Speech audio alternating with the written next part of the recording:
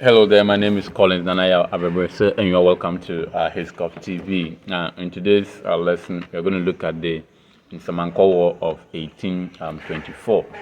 Now, this war was one of the Anglo-Asante wars fought between the British and the Asantes.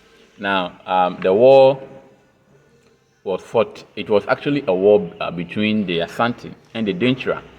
And don't forget, the Dintres had also been fighting off the Asante in a bid to maintain their independence, because Dintra came under the Asante rule when they, of course, Asantes conquered them and made them a vassal state.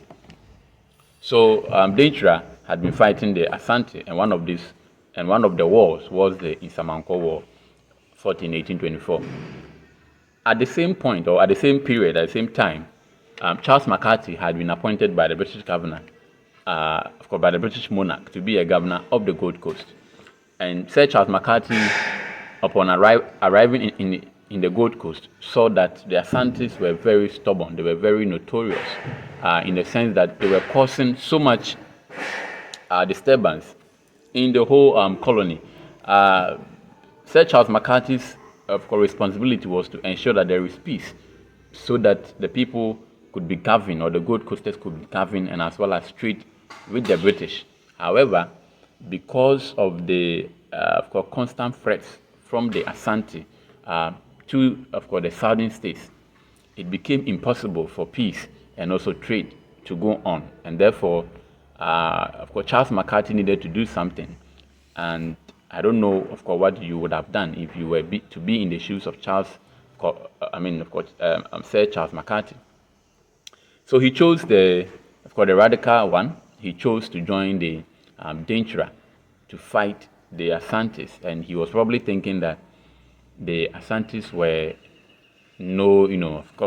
this whole of course racist ideas. He felt that the Asantes were no match, and so he went in there, joined the Dintra in that war, and so we can say that the Nsamankow War was fought between the Asante and, of course, the British, and also the Dintra. So the British backed Dintra against the Asante army, and in that war, it was very devastating. McCarthy met his untimely death. It's quite unfortunate, and his head was cut off and sent to Kumasi as a war relic. And if you read some, of course, if you listen to some Western historians, they say that McCarthy's head was, of course, his skull was used to drink water by the Asante, which I don't think it was true. Good. So let's look at the Nsamankow War. Do not forget to subscribe to our channel. I'm Joan. And I'm Joanita. And we are students of Ghana Christian International High School. And we urge you all to subscribe to Hiscoff TV. Thank you. The Nsamankow battle was a battle between the United Kingdom and the Asante Empire that took place in 1824 as part of the First Anglo-Asante War. The British force under Charles Maccarthy was defeated by an Asante force. In late 1823, following the disagreement between the Fanti and the Ashantis, the British declared war on the king of the Ashanti.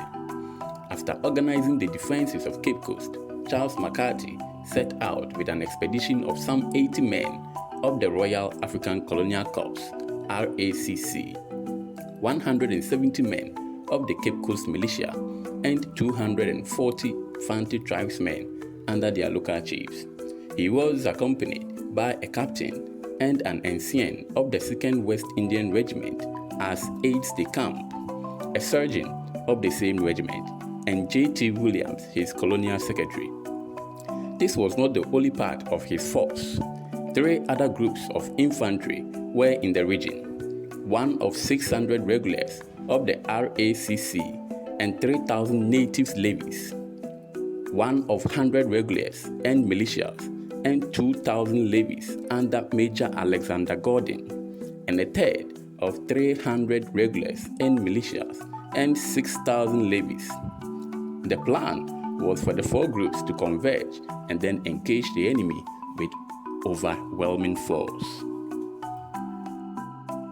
On the 9th of the 20th, still without having joined forces with the other three groups, Sir Charles Maccarthy's force encamped by a tributary of the Pra River. The next day, at around 2 p.m., they encountered a large enemy force of around 10,000 men, believing that the Ashanti army contained several disaffected groups whose chiefs were willing to defect. Sir Charles Maccarthy instructed the band to play God Save the King loudly. The Ashanti responded by approaching closer, beating war drums, and the police were swiftly dispelled. Fighting started shortly thereafter. The two sides were separated by a 60 feet wide stream, which the Ashantis attempted to cross by felling trees for bridges. The British at first shot the Ashantis who tried to cross the exposed tree trunks. However, the British forces were lightly supplied.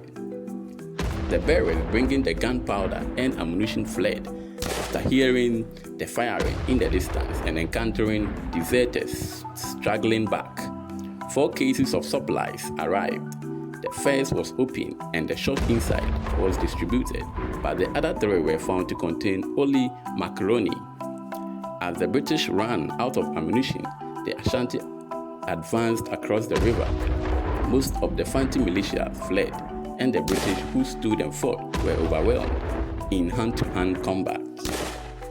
Sir Charles Maccarthy, along with the ensign and his secretary, attempted to fall back. He was wounded by gunfire, however, and killed himself rather than be taken prisoner. Sir Charles Maccarthy's gold-rimmed scar was later used as a drinking cup by the Ashanti rulers. Ensign was killed whilst trying to defend Maccarthy's body, and Williams taken prisoner. On his return, he related that he had only survived through being recognized by an Ashanti chief for whom he had done a small favor and was spared. He was held prisoner for several months, locked in a dwelling which he shared with the severed heads of McCarthy and Whitfield, kept as trophies of war.